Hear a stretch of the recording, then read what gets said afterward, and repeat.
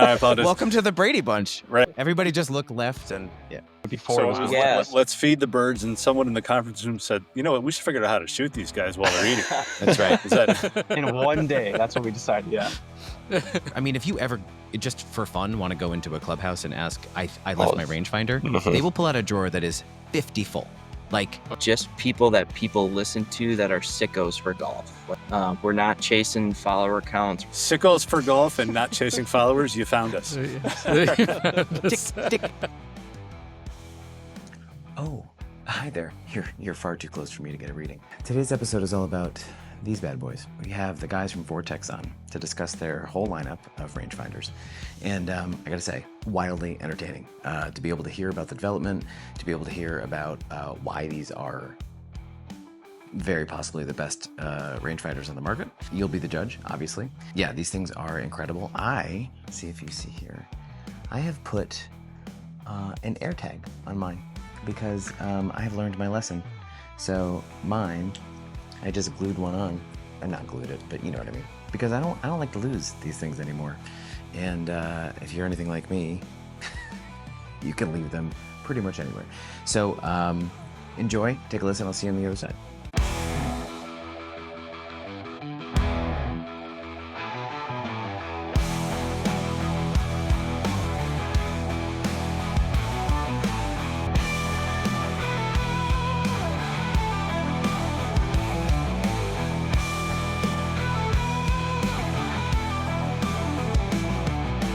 I see them both on the green on 18.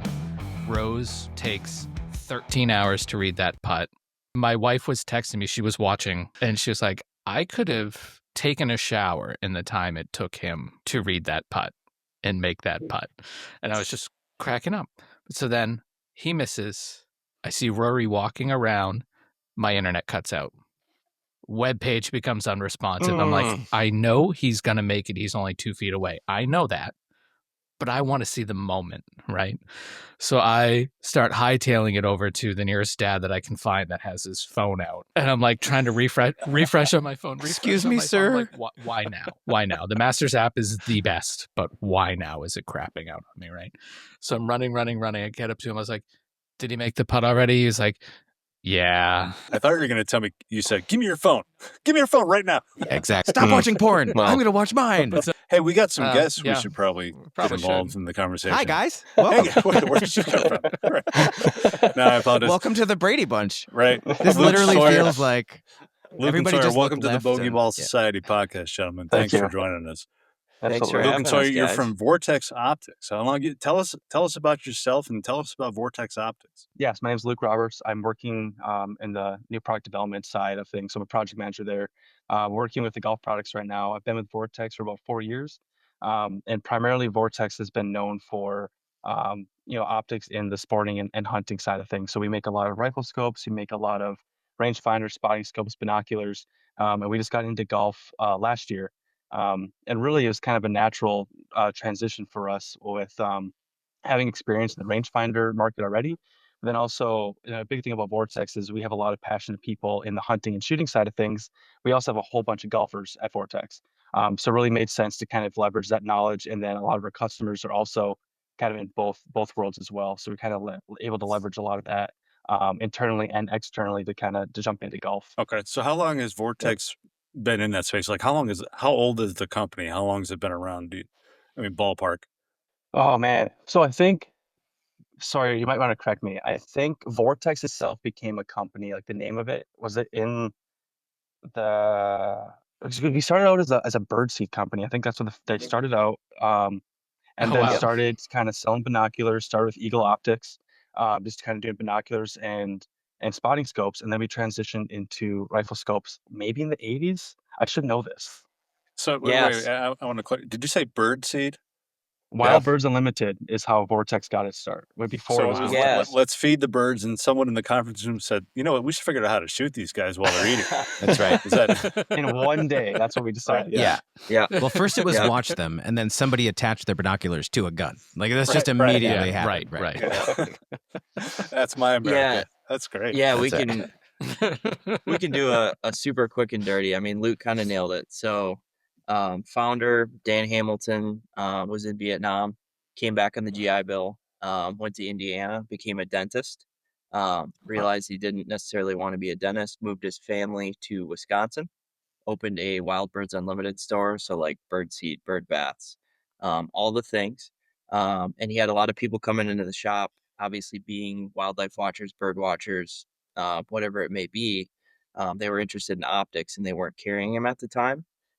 So he was obviously listening to that feedback and was talking to companies that made optics at the time, and they weren't necessarily giving him the time of day at that point. So what he actually did is he went to another retailer, purchased optics, marked them up for $1 in his shop, and sold them to kind of prove that Love it. this is for real. Like I can do this and I can Yeah, do it yeah. really well.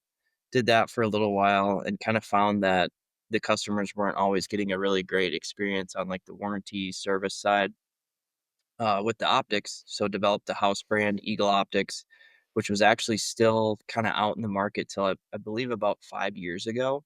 And it's phased out Wow. now, but you'll still see people using Eagle Optics. Like we'll obviously Mm. repair, replace any of those. And then Vortex, kind of the VTX logo as you see it right now, Vortex Hunt Shoot, about 21, 22 years old. So they went from Wild Birds Unlimited, moved to kind of a new headquarters in Middleton, Wisconsin, and then we've been in Barneveld for, I believe, about 7 years at our new headquarters. Now that you mentioned Eagle, I feel like at my wife's aunt place up in New Hampshire, they have some Eagle binoculars Yeah, up there. I mean, probably like they were doing really, really well, and I think it's just a testament. Like the business has just continued to snowball and to grow, which is obviously a lot of what we're talking about today with kind of entering the golf market. But yeah, it's been kind of a meteoric rise in the market, which has been really awesome. Well, Sawyer, Luke, you gave me a lot of different ways we can go with this conversation, but I think the most pressing thing I got to ask you. So you said you're in Wisconsin. Jason's actually come to visit you. We've never actually met Jason in person, the three of us. So can you verify he is actually a real person and not because we've never met him? He could be a hologram. And I need you to kind of okay, He's real and he's very tall. Um, spectacular. yes, he's Yeah, I was gonna it's say like with it. it's like a statue. It's like a statue cut out of marble. Like you kind of have That's to Oh right. like my do a gosh. double take. Like when you see Wow. him, like it's Wow. phenomenal. Yeah. You're too kind, Sawyer. No, no, and it's funny. Sawyer got he got not only me, but he got to meet my dad as well. The last time I was down there, I had plans to take my dad to Vortex for a surprise birthday trip, and he got COVID, and we pushed it back like 4 months. So that was just a few weeks ago that we were down there. Uh, Sawyer gave us the rundown of the headquarters, which is incredible. And Sawyer, I tried to get these three guys to fly down in June for the golf tournament, but they told me they couldn't. So There's I had still to find time. No, no, replacements. There's still So time. Absolutely, just He wouldn't. did try. It's Yeah, not did couldn't. try. I could. I just Wisconsin. he didn't want ew. to. Yeah. No. Yeah. Yeah. Exactly. Jason, is He's your missing dad like out. 7'2"?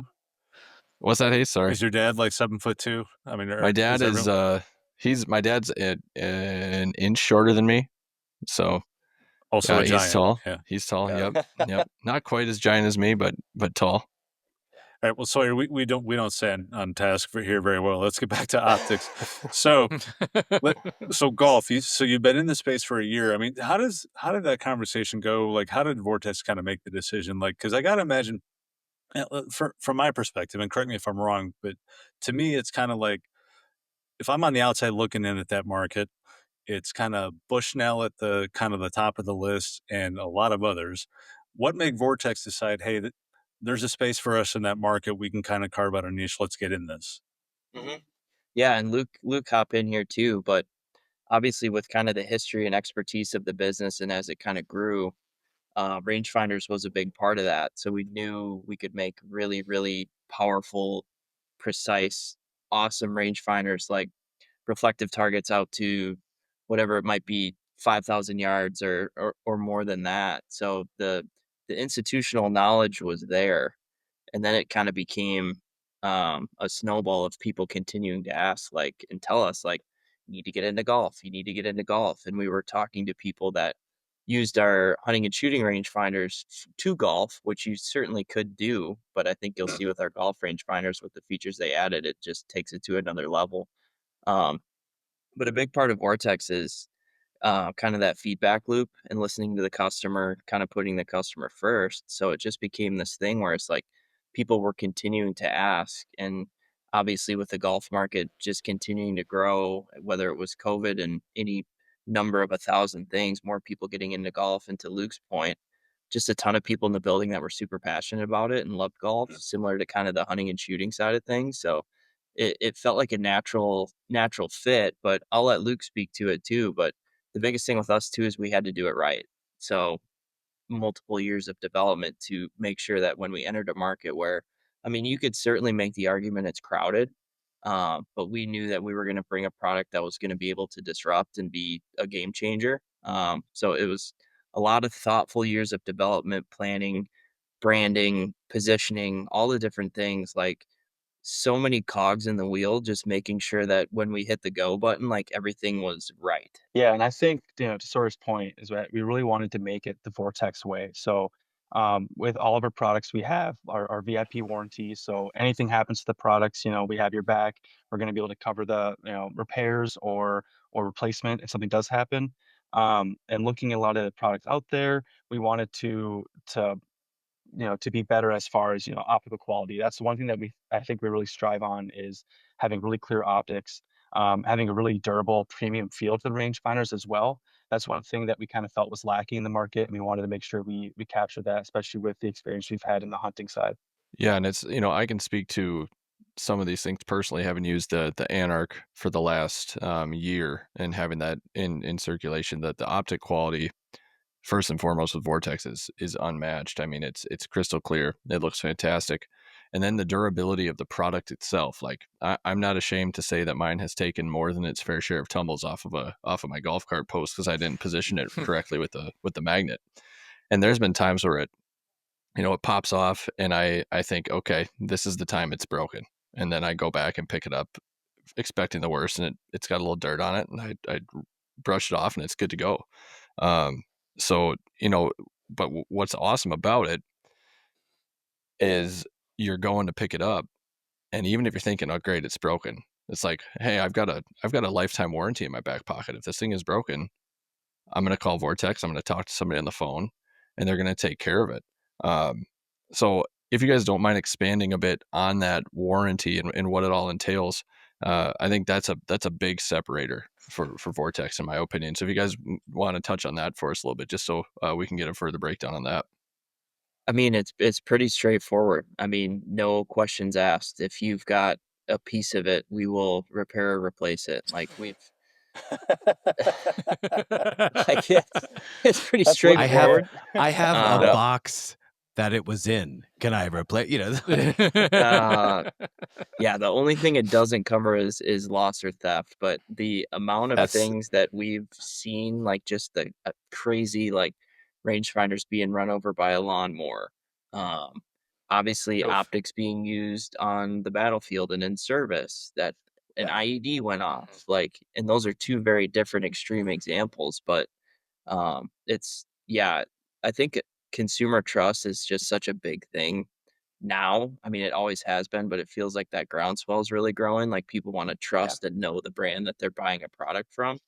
And that's been Vortex since day one. Like that's been an absolute pillar of the business. And I think the other thing is too, like if a brand offered a warranty like that and didn't make a good product, they would go out of business very quickly, like very quickly. So Mhm. it's a combination of making a really, really good product and just building that trust with the consumer that like stuff happens. Like we totally get it. Doesn't matter if it's on the golf course or if you're on a elk hunt in Wyoming, like we will take care of you as quickly as we can.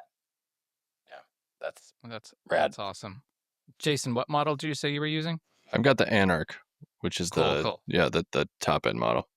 So I've been using the Blade for a Mm-hmm. little while now, and I have to agree the optics are just super crisp. But guys, could you run down all the different kind of golf rangefinders you have and the the different models? Yeah, so we have three models. So we have the Blade Slope, and the Anarch, and they kind of go in that order as far as price and feature wise. So the Blade is going to have a black LCD screen. It's going to be able to range out to 1,400 yards on reflective targets, and then it's going to have our pin spotter mode, which is going to be able to detect flags up to 350 yards. With a blade slope, it's going to be pretty much the same model, but except you're going to get slope mode as well. And then in all of these rangefinders, you can also change, the units between yards and meters. You can change the reticle. We have a circle and crosshairs as well, so you can kind of choose your own adventure there. Um, and then when you get to the Anarch, we have a few extra features put in there. So we have a red and black display, and it has an auto sensor in there, so it's going to be able to detect the ambient light coming in from the sun and kind of adjust that brightness to either brighter red or black.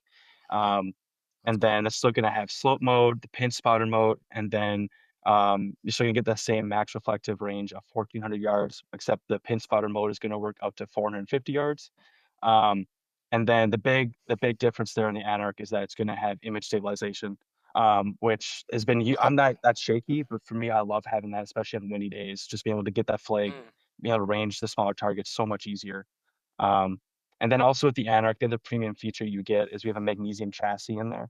So the blade and blade slope are going to be polycarbonate. So the Anarch with that magnesium chassis, it's still going to be lighter weight, but it's going to give you a little bit more durability as well. So I noticed in your lineup, none of them have an FM radio. None of them have like a Cassette player? I'm confused because when I look at the market, it seems like a lot of them want to talk to you, play you music, do the dishes. I'm not a huge fan. So I am a guy who will put it on my cart and forget it. And so I have stopped putting rangefinders on my cart, and I just leave them in my bag. I have a lovely ghost bag with a magnet thing, but I put it back there every time. And so I am it's a little bit lost on me to like stick it here and have music playing and then have it, tell you all these different things.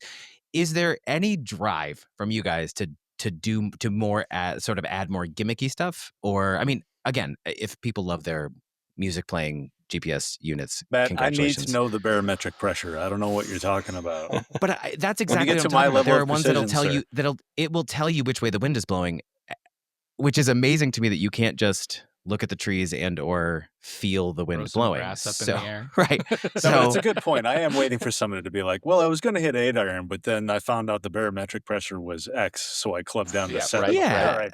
I guess I just is there any desire to move into something that's on the gimmicky side, and or what is next? Like, what is I mean, you don't have to obviously divulge anything that you don't want to, but are there plans for more models, or is it just you guys are going to keep perfecting and keep tweaking the 3 that you have? I think kind of all of the above. The one thing that we really want to show our customers is that we're willing to listen to their feedback and implement changes, make more models if that needs to be the case too. So it's really going to be driven by what we're hearing from our customers who are calling us on the phone or just getting general feedback or kind of seeing what's going on in the market. So, as those smaller, more smart devices, whether they can connect to, GPS or whatever else, become more popular, I think that's something that we kind of want to look into to see if that's what our customers want. With these being our first models, we really wanted to get the rangefinder part of things right. So really kind of lean on what we've known with the optics and the range performance and start there and kind of see what people thought. But definitely um, uh, any bad feedback or good feedback, both. Like we love hearing that because we're putting that into like Gen 2, Gen 3 extra models. So I think as we hear more things, we're definitely going to be coming out with more. For what it's worth, I have the Blade, and it's I also have a Temu rangefinder that I bought right before I got the Blade, and I will tell you that there is a very big difference between your rangefinder Yeah. and the $50 holler that I got. And I when I got it, I thought, this is going to be fine. I'm going to be fine. It's blurry no matter which direction I go. The flag is never in focus. It's almost funny. It's like a good prank to hand somebody I believe it. when you Well, want to beat that's them in like- match play. Matt's kind of speaking on that too. Like I have one of those $99 go rangefinders off of Amazon that you see just everywhere. Just a little cheap plastic rangefinder. And we talk about optic quality, like it's a dark frame of view, like you can't see well. It doesn't have a diopter, so you can't adjust it. Like what you see is what you get. So it's just it's small stuff like that I think can make a difference. And Luke, you were saying you guys get you go off of customer feedback, whether it's positive or negative. I really haven't had any negatives in using the Anarch to this point. If you guys don't mind, what are some of the things that you have heard where maybe it's not necessarily an outright bad thing, but things that people have said that maybe if this is tweaked a bit better, it could improve the product that much more? It's hard. Some of it comes down, like you said, a lot of it's been positive feedback, and a lot of the things might be a little bit of nitpickiness. So, um, I think, some people really love the look of the rangefinders, the simple, clean look. But then I know we've heard some feedback about the Anarchs being all black and people forgetting them on their cart or forgetting it in the cart. So having a way to maybe see it a little bit easier, that's something that's kind of come up. But like really generally, it's been really good feedback and just kind of compile all of that. It's been 1 year so far, so we're hoping to kind of continue getting feedback this summer for most people playing the summer here, and then kind of look to see what's next. Yep. I will say, I will say that one thing that I found to be a really great idea, and I don't remember who did it, but they basically put a little like find me option it was built in. It's basically like find my iPhone or an AirTag or that kind of idea, because so many people leave their. I mean, if you ever just for fun want to go into a clubhouse and ask, I left my rangefinder, they will pull out a drawer that is 50 full. Like, Oh yeah. everybody leaves their rangefinder behind. So Yeah. it is something for me. That's why I no longer keep it on the cart, because I'm terrified to lose it again. Like I've lost 3, and Oh, I I just know. like, and I got 2 of them back, which is pretty impressive. But Yeah, anyway, and that's something that we're looking into as well, and a big thing too, I think you may have noticed on our rangefinders is that the magnet is on the left side, where a lot of rangefinders in the market have it on the right side. And when we were kind of determining, which way to go, it sounds like a small thing to kind of have a conversation about, but we felt left side made more sense for the majority of golfers and how they're putting the rangefinder up to the cart. So that's what we went with, but we've heard a lot of feedback of people trying to put it on the right side, it falling, dropping, they're not quite sure. So we're looking into a few different ways to kind of help out with that stuff too. Just kind of make it a better experience for people if they do kind of forget. So Is it hard not to tell your customers, don't be stupid, the magnet's over here, dummy? It's every time. I'm so used to my old one that every time I go to put this up, I end up putting it up the wrong way. See, But I'm case in point. left-handed too. I know, I'm an idiot. I'm left-handed, so I'm like the opposite. So I can see why the other side would make more sense. Wait a minute, you're left-handed? Yes, I'm left-handed, but I golf ready. I golf the correct way. He's a fake lefty. My No, mind I'm is a blowing. real lefty. I know. Yeah. But I know, Hayes, you wanted to go next, but I had left a But the hell with me. rangefinder. Go ahead and talk. I know. Fire away. I had left a rangefinder on the cart, Matt, because you were just talking about losing it. yes, And it was like my last round of the year, right? So it was in like October, November. I didn't realize it was gone until April the next year when I went to like unpack my No. bag, make sure everything was in there, and I was like, did I take it out? Was I like playing with it over the winter? Did the boys like play around with it in the yard? And it's like, did I leave it at the golf? So I called the golf course. Sure shit, they had it. They had it there, and I had to like drive an hour there for a day that I wasn't actually going to golf, which was kind of miserable. But I got it back, so I guess that's the plus side. there you go. But I was like, wow, 6 months later, that thing wasn't gone. Yeah, I'm a cynic by nature. I feel like if you like leave it at a muni, it's gone. Like the cart kid's gonna take it. But if you're playing like a there's distant no course, way. yeah. Coming from the guy who's a country club member, So you guys know over there. Yeah. He said cynic. That's the same thing. Cynic, snob, big jerk. Go That's right. He's Yeah, being exactly. a little pedantic, I think. Oh, That's right. jeez. That's the word of the day. That's the word of the day. Well, I want to give you my feedback on. So I didn't know you all have Vortex rangefinders except for me, but Yeah, we'll move on. Hayes is a loser.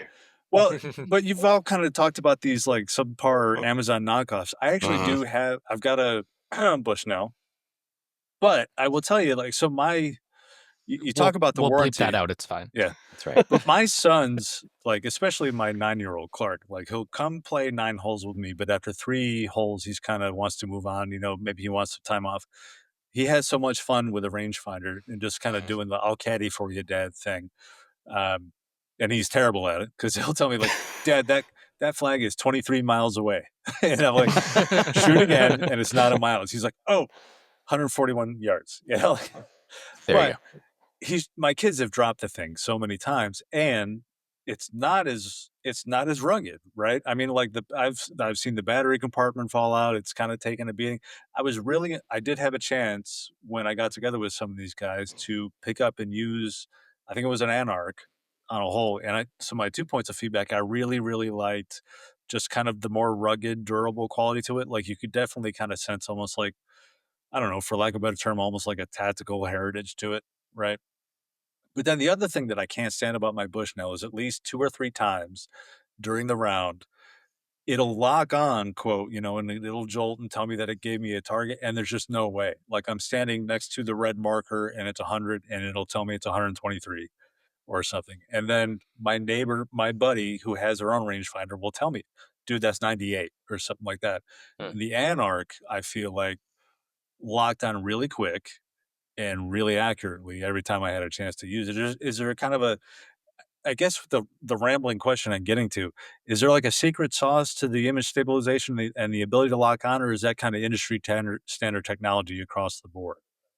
There might be some differences, but I think a lot of it just kind of comes back to us kind of honing what we have seen works on products from like the hunt and shoot side, and then Okay. transitioning that into the golf product. So, other companies may have found other things that work for them, but I feel that what we're doing is superior, and it seems to be working out well. And the image stabilization, I think, just really helps kind of line up what you're seeing with where that laser is. And I kind of think it's kind of transitioned really well for us because of the experience we've had. So I think I don't know if it's quite industry standard, but I know it's Vortex standard. Yeah. I also, so like I have the blade and I don't use slope typically because I like to challenge myself and hit the wrong shot. But I did get to use the Anarch. We had an outing in May, and one of my buddies has the Anarch, and the image stabilization. I did not realize how much it might help. Like in my head, I was like, "That's superfluous, and I don't need that." And you know, I'm not that shaky. But oh my god, like especially if you're inside, you're outside of 100 yards, it's a lot to measure. And plus the lock. I mean, I was really floored at how much of a difference it made. So that will definitely be my next upgrade. Well, and especially in my own Definitely. experience too. Like we've talked about it before. I get kind of self conscious, right? And I remember my first club championship, first couple holes, a little nervous, like I can't stabilize my hand enough to get a lane to get a yardage here. I'm shaking too much. Yeah, it's one of those things that like I don't think you realize how big of a difference something like stabilization can make until you use it, and then you go back to use one that does not have it. So I mean, I've had Yes. that before where I have buddies that have different rangefinders, and I very rarely will forget my rangefinder. However, it does not leave my own personal golf cart during the year typically. So if I go and play in a play in a different course, or I'm going straight from work and I don't have it because I left it at home like an idiot, then I have to use someone else's, and it's like I feel like I'm all over the place with trying to get a target, and I just can't do it. Um, so I do think that that's a that and the warranty is a huge step in the right direction for Vortex. Pivoting a little bit, and I don't know how much you guys can talk on this, but Luke, I know you're more on the technical side with R&D. Sawyer, what is Vortex looking to do? Like, I know you guys are pretty active on Instagram with Vortex Golf. Is there anything you guys are doing to try to just further get out the Vortex name? Because not that it's not well known, but in the Mhm. golf industry, it's a little bit further behind some of the other brands. So what are you guys doing to try and just get the name out there a bit more? Yeah, 100%. And I mean, from a marketing standpoint, like full disclosure, what Luke's team does makes my job incredibly easy because we are tasked with marketing a product that is really good. So there are people that work at companies and places, and it's fine. But when you're marketing something that doesn't perform or isn't the best, it gets a little bit tricky, and you're almost like kind of not quite tricking the consumer. So, I mean, Luke's team set the groundwork for our job to be very easy. I would say, as far as getting the word out, obviously we've got a good deal of experience in the hunting and shooting industries, which seems different, is different, also very similar as far as the power of grassroots and thought leaders and forums. There are parallels on the hunt and shoot side. So my big the way I look at it is balance. We're not going to put all of our eggs in the PGA Tour Pro basket. We're not going to put all of our eggs in the YouTube basket. We're not going to put all of our eggs in the forum basket. We're not going to put all of our eggs in the traditional media basket. But we need to build relationships within all of those pillars that we trust and that we know are going to use the product and that we know other people trust and consumers trust. So we got the unit to a number of tour caddies, Corn Ferry caddies, LPGA, pre-launch, at launch, and we're still doing that now. If your product's not good, like get ready to get on the keyboards and start replying to people. And kind of to Luke's point, that we have gotten feedback and we've been lucky. It's been a lot of things like magnet and like other things that his team can tweak and can work on. But kind of the point I'm getting at is we've got, and I mean, I don't even know if it's public yet, but working with the guys at Inside scoop. it's Hit kind us. of cool. I don't know. Do you guys like YouTube golf? Are you guys YouTube golf guys? That's kind of, is that a controversial yes, question? Yeah. Yes, Okay. I'm okay. a little obsessed. Yeah. Yep. So got the Busted Jack guys coming on. Obviously, nice. yeah.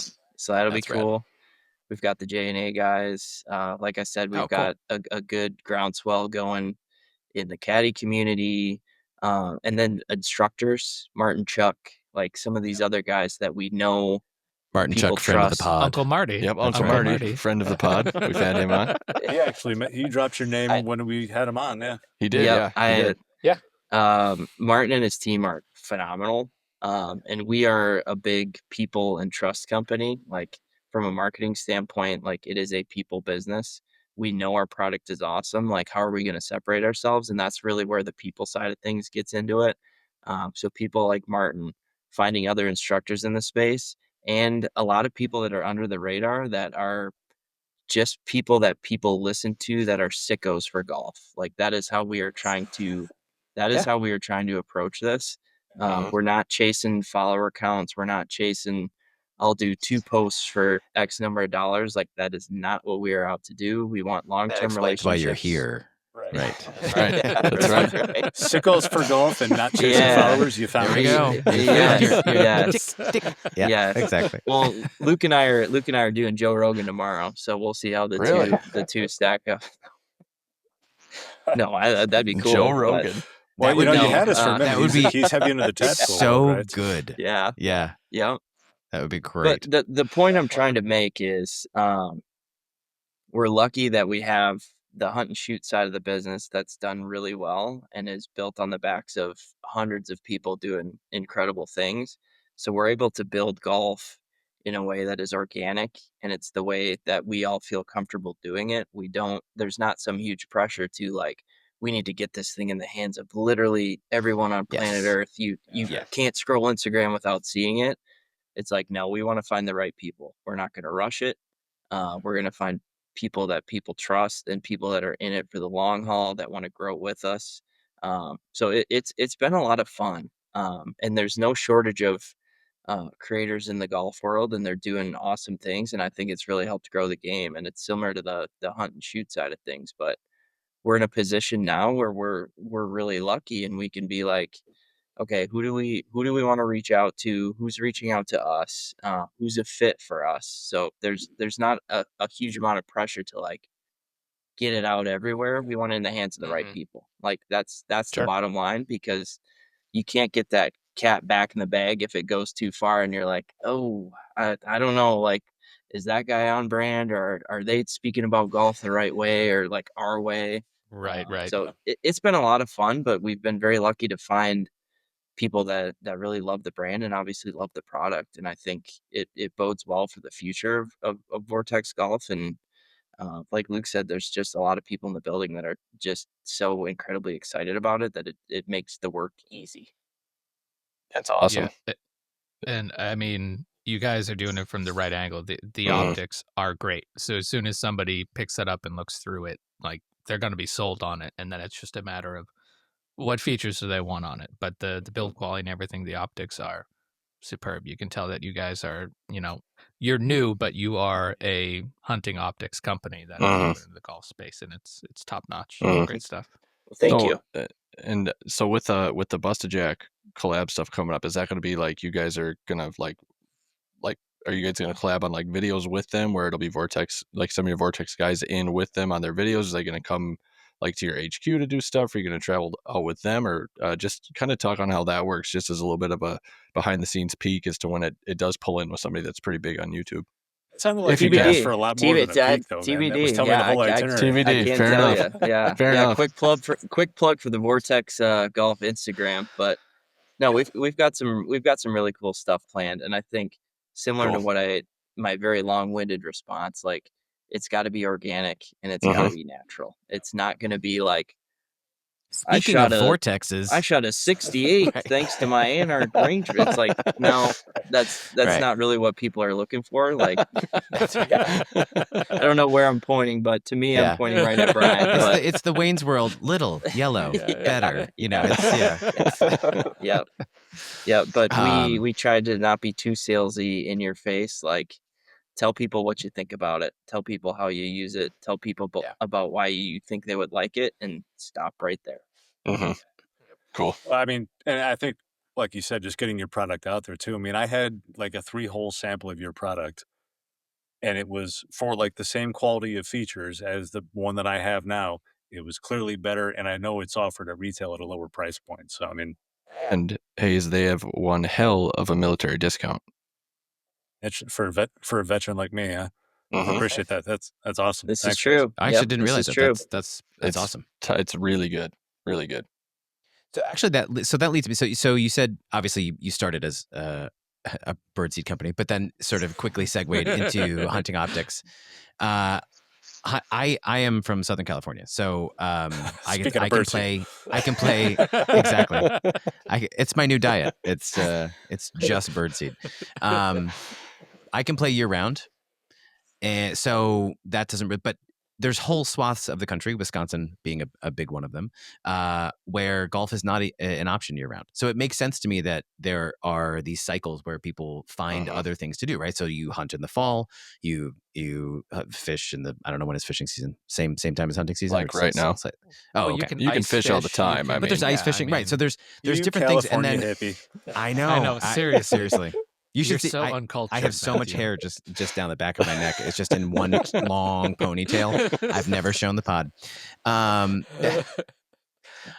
Yes, I'm a very big hippie, and but I guess that just makes sense that like you would segue your spring and summer would be different from your fall and winter, and so now you have a whole bunch of. I feel like that makes it a natural swing from okay, these people that make this incredible binoculars or hunting gear or scope or whatever, I want a better rangefinder. I want, for the 6 months I get to play, or in Jason's case, 3 months that he gets to play, that he's able to hit the pin at least with a rangefinder, because he can't do it with his clubs. Can't do it with a club or a ball. But I can do it with a rangefinder. So do you guys have more? Are there other markets that you would look to get into? So there's hunting and there's golf. Do they use this kind of tool in other sports? Obviously not tennis, not pickleball, not any of the, pickleball is all the rage. So we talk about that a lot on this podcast. None of us play pickleball.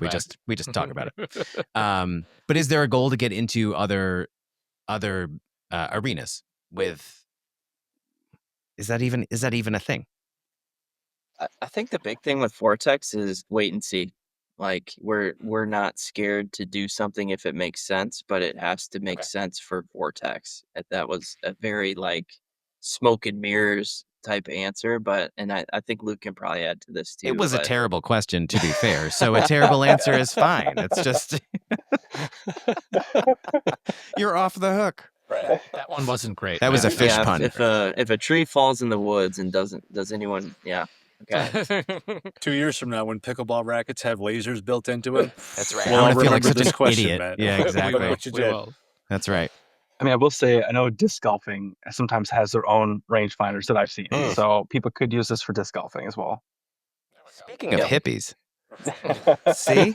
Full circle. Yeah. I gotta say, can we get a ballistic reticle on these so it can feel like I'm playing Call of Duty when I'm out on the golf course? That'd be cool. Is that possible? That'd be cool. I'll would put that be in cool. Gen 2. Yeah, All right. thank you. Do you Is have a this golf timeline called on disc a golf, Gen or 2? is it called Frolf? What's frisbee No, golf? Is it the same thing? Disc golf. It's disc golf. I mean, I call Yeah. it disc It's golf. the same thing. It's But disc nobody golf. calls it I got golf. it. But can it also be called like frisbee golf? 'Cause I remember, wasn't there a Seinfeld episode where When you're a child, maybe.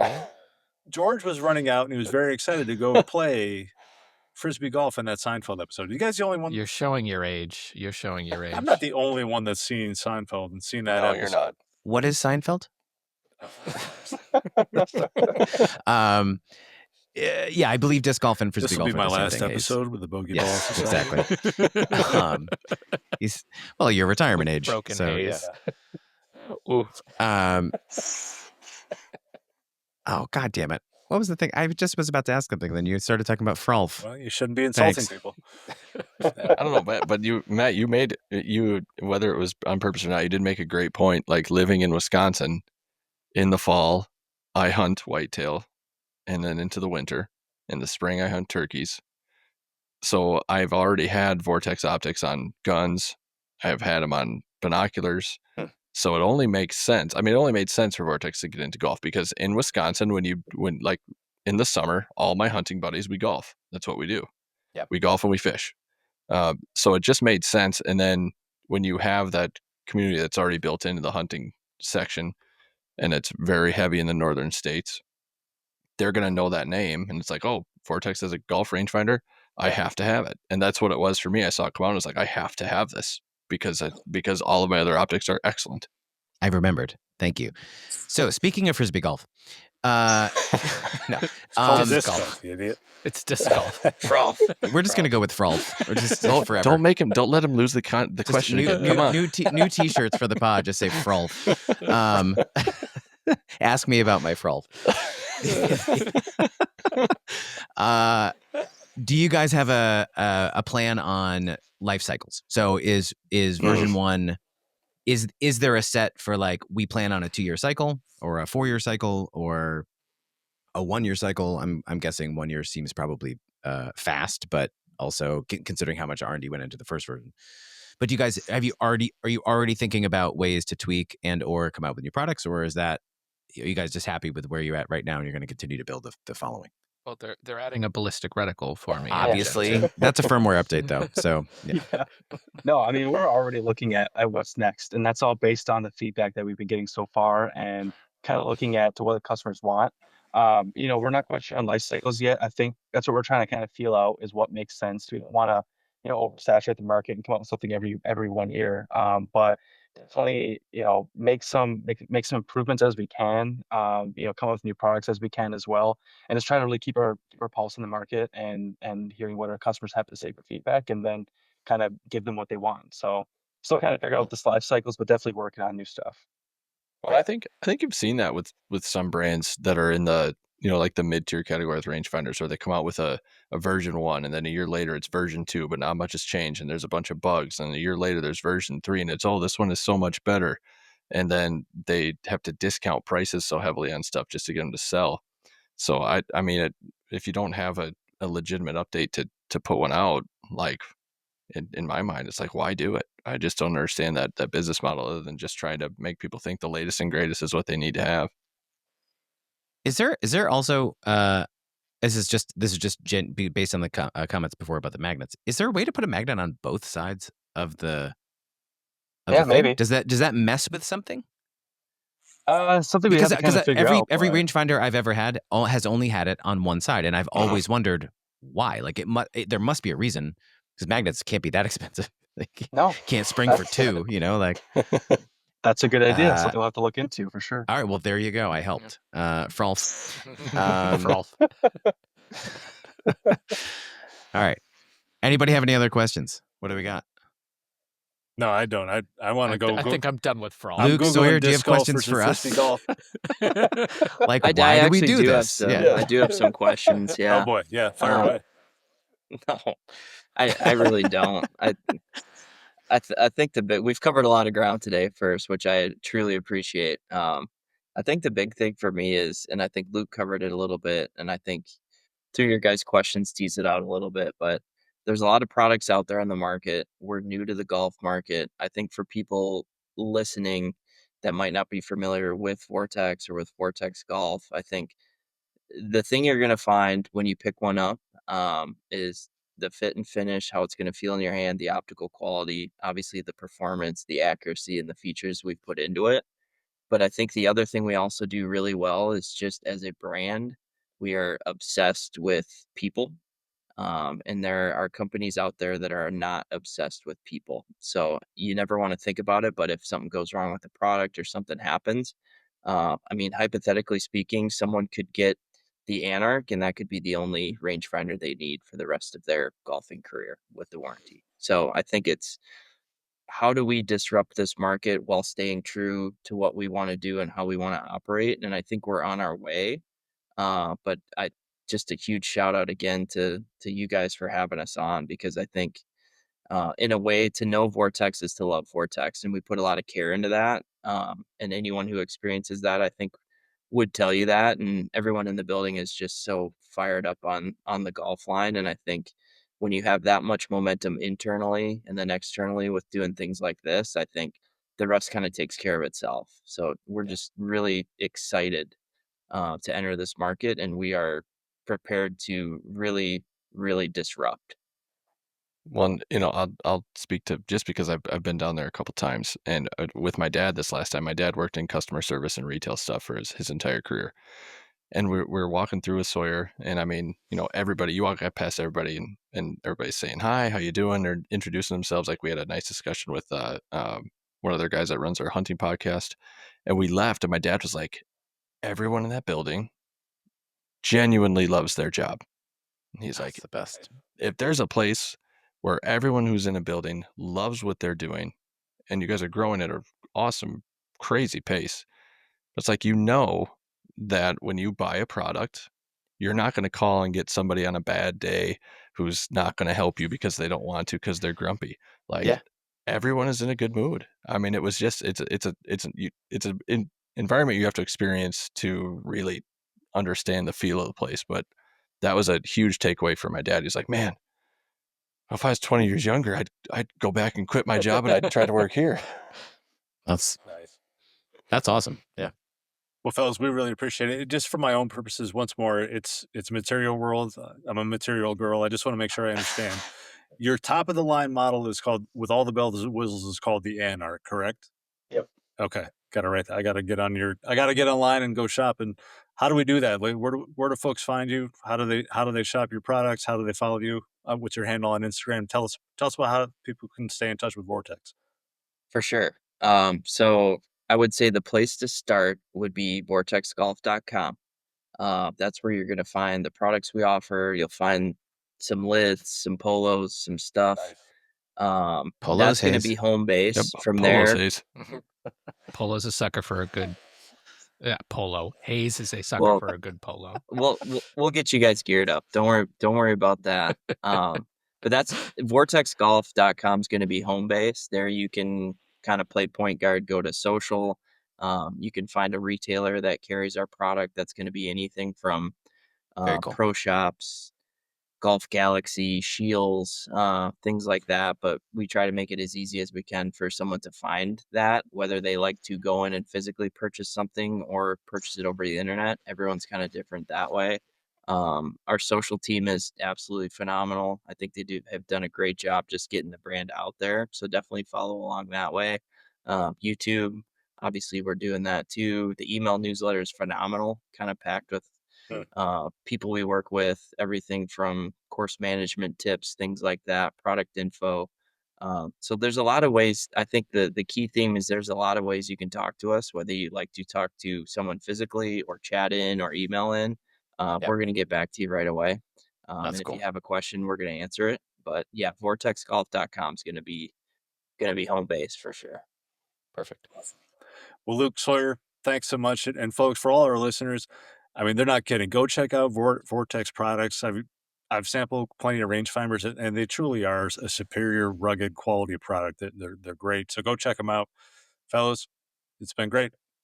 We're out. Thanks, guys. Thanks, Thanks, guys. Okay. 6 yards. Oh, even in the dark, you can get it. It's only 8 yards away, but... Oh, you're back. So, yeah. So, listen, I think if we've taken anything away from this episode, it's to ask me about my Frolf. It's honestly, I want to put it on a t-shirt because it's the dumbest thing I think maybe I've ever said in my life, and it makes me so happy.